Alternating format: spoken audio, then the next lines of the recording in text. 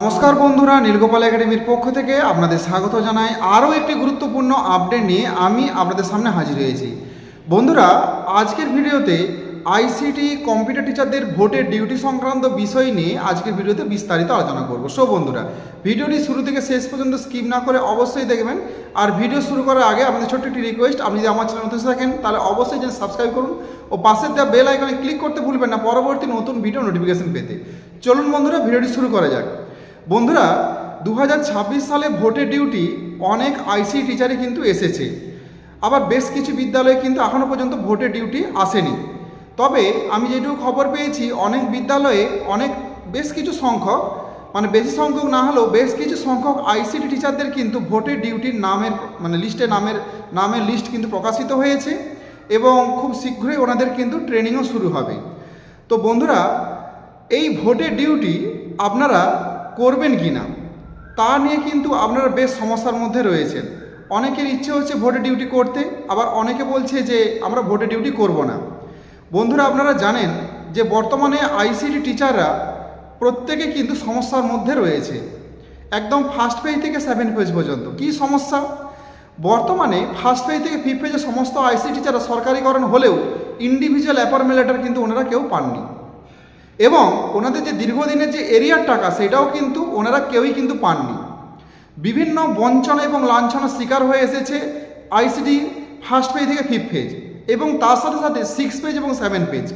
6 page এবং 7 পেজের ICT computer টিচারগণ দীর্ঘদিন আন্দোলন করলেও ওনাদের সরকারিকরণ কিন্তু এখনও করা হয়নি। সরকারিকরণ তো অনেক দূরের কথা, বেতন পর্যন্ত ইনক্রিমেন্ট করা হয়নি। ওই অতি অল্প বেতনে সংসার চালানো তাদের জন্য অত্যন্ত সমস্যাজনক হয়ে দাঁড়িয়েছে। তো বন্ধুরা, বর্তমানে আইসিটি কম্পিউটার টিচার কিন্তু অস্থায়ী কর্মী। বারবার এটা প্রত্যেকে শুনে নিন, একদম ফার্স্ট পেজ থেকে 7 পেজ পর্যন্ত সমস্ত আইসিটি কম্পিউটার টিচার কিন্তু অস্থায়ী। তাই ভোটের ডিউটি করতে গিয়ে আপনার যদি কিছু সমস্যা হয়ে যায় তার দায়ভার কিন্তু সরকার নেবে না কোনোভাবেই। আপনার যদি কিছু হয়ে যায় তাহলে কিন্তু আপনার বাড়ির লোক ওই চাকরি কিন্তু পাবে না। সরকার কোনোভাবেই কিন্তু আপনার দায়িত্ব নেবে না যদি আপনার কিছু হয়ে যায়। সেটা হতেই পারে, যে কোনো মুহূর্তে বিপদ হতে পারে। বিপদ কোথায় কীভাবে হবে আপনার কি জানা আছে? কোনোভাবেই জানা নয়। তো আপনি একজন অস্থায়ী কর্মী।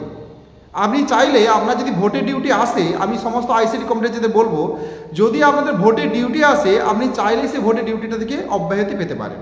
কিভাবে পাবেন? আমি এই নোটিফিকেশানটা আপনাদের দেখিয়ে দিচ্ছি। দেখুন, এটা প্রকাশিত হয়েছে 24 তারিখে, 24/3/2026 প্রকাশিত হয়েছে। এই নোটিফিকেশানটা আমি দেখিয়ে দিচ্ছি। পরিষ্কারভাবে লেখা আছে যে অস্থায়ী কর্মীদের কিন্তু নেওয়া যাবে না ভোট করতে। আপনি এই নোটিফিকেশানটা দেখে কিন্তু আপনি ভোটের থেকে অব্যাহতি নিতে পারেন।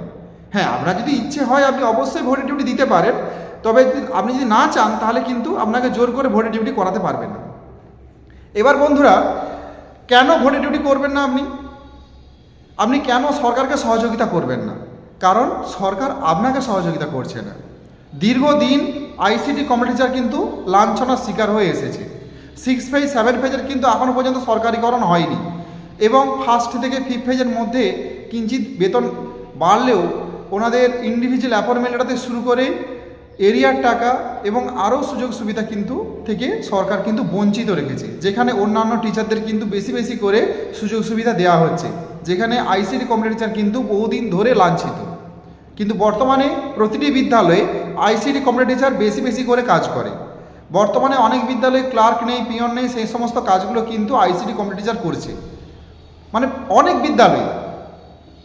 তাহলে আইসিটি টিচার যেখানে এত কাজ করছে, তাহলে তাদেরকে নিয়ে সরকার কেন ভাববে না? কেন লাঞ্ছনার শিকার হতে হবে বারবার? কেন বেতন ইনক্রিমেন্ট হবে না? কেন তাদের স্থায়িত্বকরণ নিয়ে ভাবা হবে না? তো বন্ধুরা, আজকে আপনি ভোটের ডিউটি দিতে গিয়ে যদি আপনার কিছু হয়ে যায় তার দায় কে নেবে? যারা পার্মানেন্ট টিচার তাদের বল আছে, তাদের আর্থিক দিক থেকে তারা প্রত্যেকেই স্বাবলম্বী, কিন্তু একটা আইসিটি টিচার 6 পেজ 7 পেজে তারা মোটে 7-8 হাজার টাকা পায়। তাদের কিছু হলে সংসার কীভাবে চলবে? তার দায়টা কে নেবে? তো বন্ধুরা, আমি বলবো যে আপনাদের যদি ইচ্ছে না হয় তাহলে আপনি ভোটের ডিউটি থেকে অব্যাহতি পেতে পারেন। এই যে নোটিফিকেশানটা আমি দেখিয়ে দিচ্ছি, ওইটা কিন্তু দেখিয়ে আশা করি এই নোটিফিকেশানটা আপনাদের কাছেও পৌঁছে গেছে।